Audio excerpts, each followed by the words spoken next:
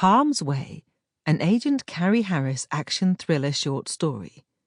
Written by G.J. Stevens. Read by Deborah Balm. 1. Get on the floor!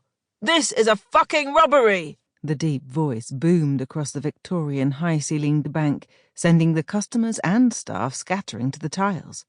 Screams echoed as they dropped, each cowering at the sight of a man in a black balaclava standing in front of the wide-open double doors, a sawn-off shotgun pointed toward the furthest of two lines.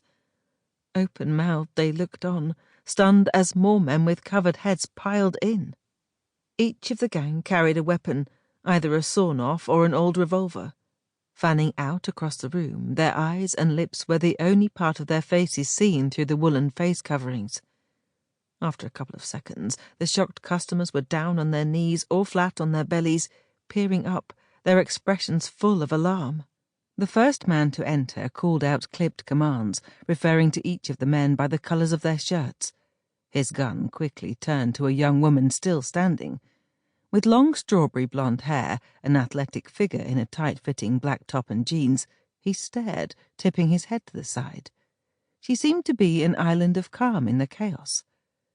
Only as he strode towards her did she raise her hands in the air, but no higher than her shoulders. I said, get on the floor! The guy spat, his volume growing as he jabbed the shotgun toward her whilst flicking the safety on the side.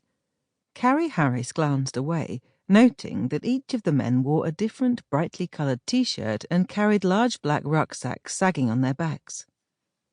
A gunshot jolted the air, sending plaster raining down from the ceiling, and she bent her knees, lowering to the tiled floor, whilst watching his every move. He looked away only as her stomach touched the floor, calling out to the tellers behind the bulletproof glass to open the security door.